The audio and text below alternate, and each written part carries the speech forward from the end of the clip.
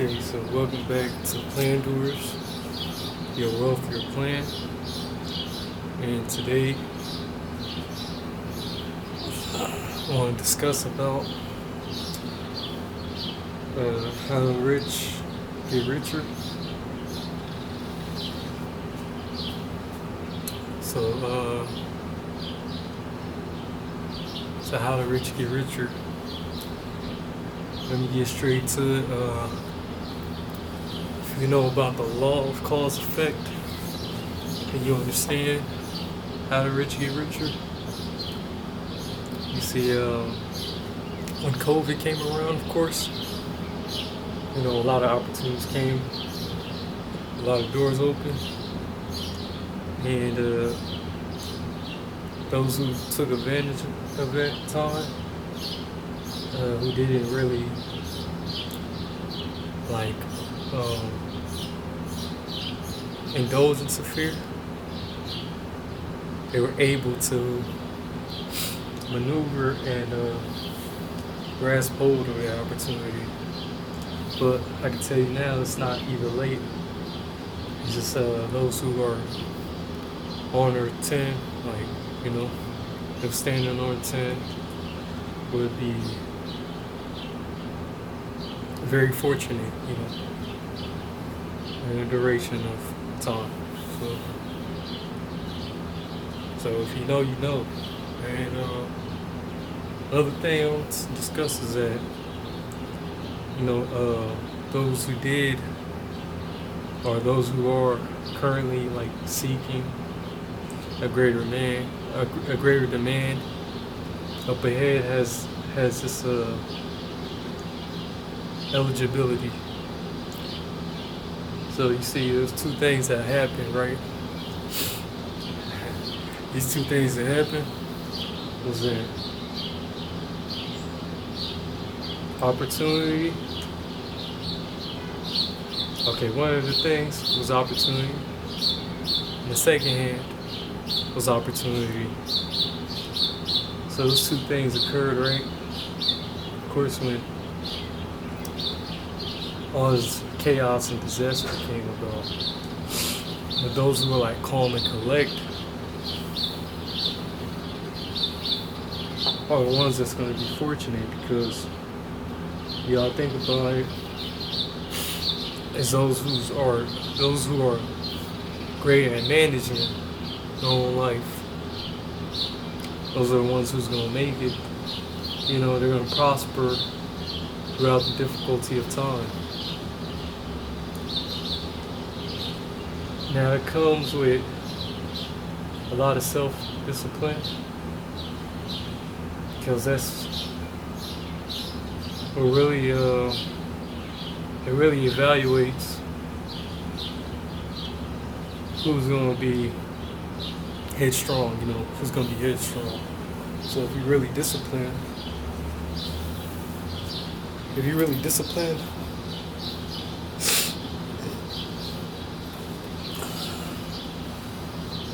just right now, if you're developing, catering to self-development, then you'll understand how important it is to restrain that desire,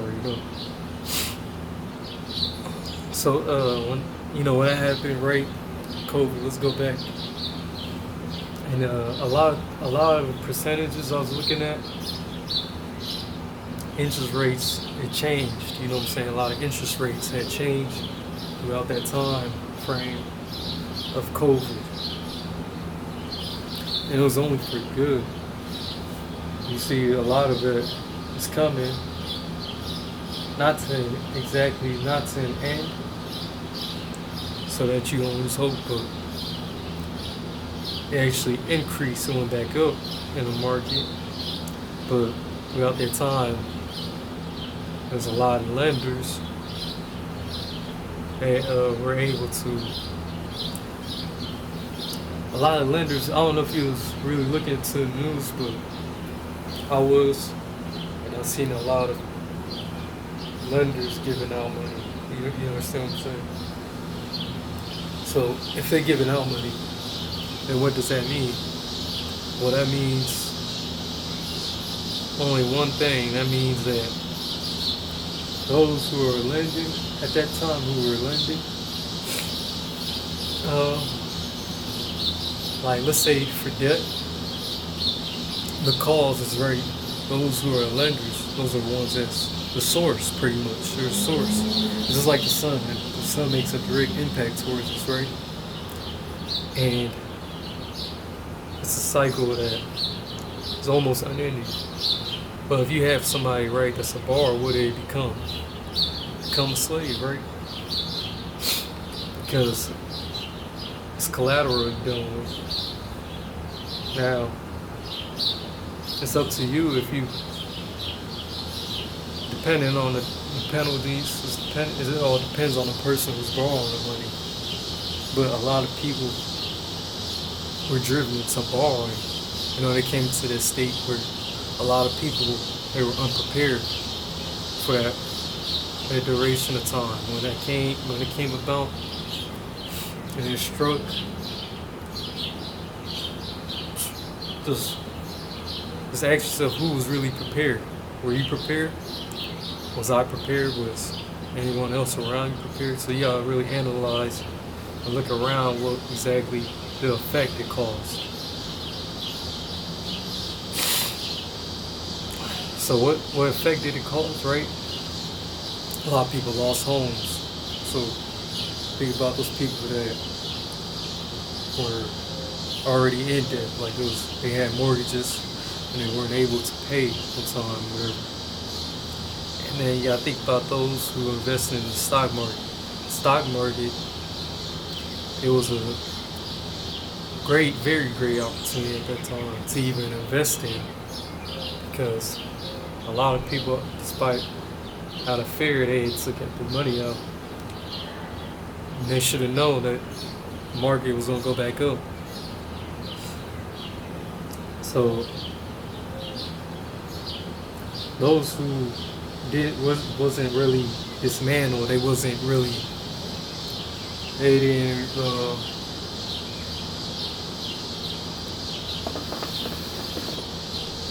really cater into that fear. Those are the ones that's really truly rich, because that's defining who they really are as a person. Are you gonna give up, or are you gonna keep going?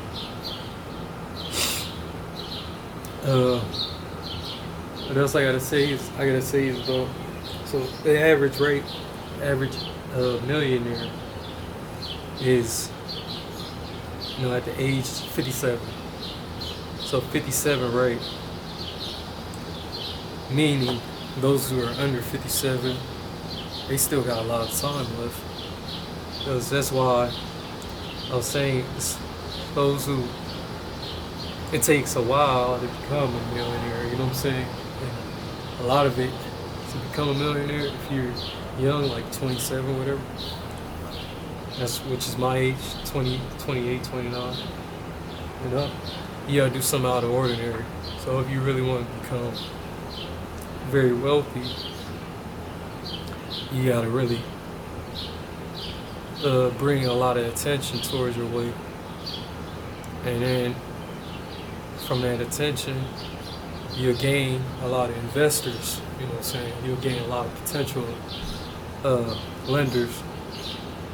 So, think about it, and out of, 100 people, right? This is another statistic. So out of 100 richest millionaires across, right, the entire world, whatever, the average age is 37. And the United States is 22 millionaires. So 22 millionaires who are recreating the substance of good judgment. You know what I'm saying? They really not phased, you know what I'm saying? Like I said, they know how to manage on their end. So they created, wealth for themselves. But do you think they were fiending to poor habits? No. Those ones at 57, average age, They had a lot of accounts set up, and they set themselves up for success. You have to think about it. If you really want to become that, you got to really live frugal when it comes to your money earnings. That's why the average age is 57, not 27. 57, not 27. So they have created themselves to be millionaires. Yeah, think about it, right?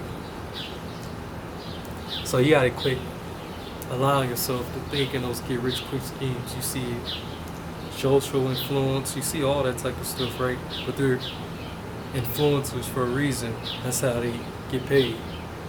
They really into the affiliate market. If you really put them in the aspect, right?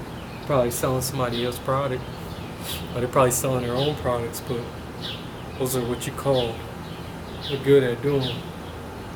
You know what they do? They're good at making it look good. Let's put it in shorter words. They're good at making it look good. So like you gotta pay attention and really evaluate, analyze, you know. But you understand that's that's the cause and effect. Cause and effect. Rich getting richer because they can't manage your earnings. And, how worthy are you? How many people could trust you? How many people could trust you with their money? You know what I'm saying? And if you ain't paying your dues on time, then they're just gonna cut you out the pot. You know what I'm saying? They'll cut you out of the equation, and you're gonna help somebody else. But there's an effect of people that are rich and poor. And the effect is between being direct and being indirect. So those two will sum it up. Because if you're someone that's not really direct towards your interests, where you really have purposes, that means you don't really care about your outcome. But somebody that care about their outcome, of course, they're gonna be direct about it. They're gonna pay it on time, and that's what a lot of rich people have to. A lot of poor people have to understand that concept is that do you want to stay rich? That's how the rich get rich. You know what I'm saying? They're staying rich, and they have to have people that's gonna trust in them. And you can only do that. That can only be allowed if you're paying your shit on time, paying all your interest, your money is going back into the account.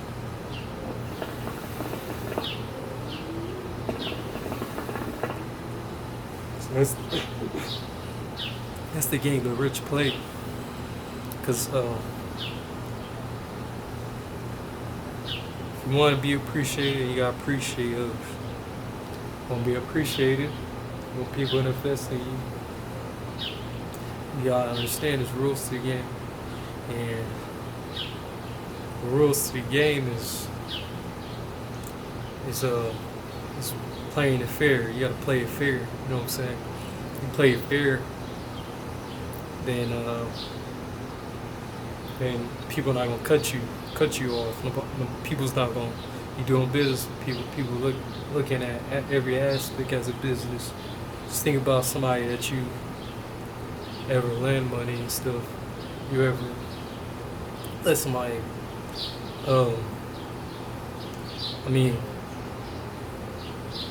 somebody ever let you borrow somebody, or you ever let somebody borrow somebody, you didn't forget about it.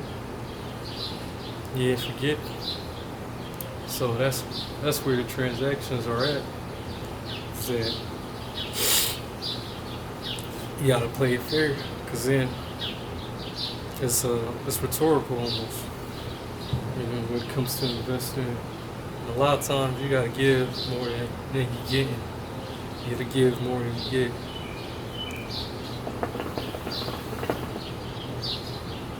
So those some wise words. If you want to really invest, you want to really be serious about your future, whatever. You gotta understand the concept of how to really become rich, how to be seriously rich. Because what you're doing, it all has a consequence, little or a lot, whatever the difference you want to settle. So if you want a lot of people to invest in you,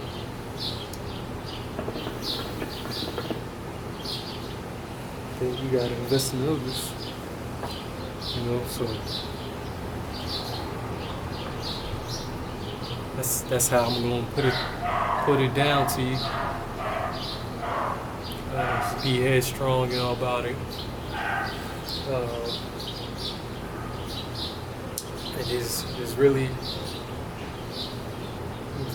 no delay. It's just what you could do for yourself now.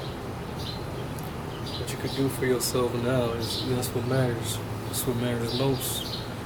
And just keep moving, keep going forward, on. And just don't look back. Do the right thing, Do the right thing, and have that good judgment. Have that good judgment, knowing that you could invest in people that you trust, and people could do the same, likewise. That's how I want to end it. So I'm just chilling.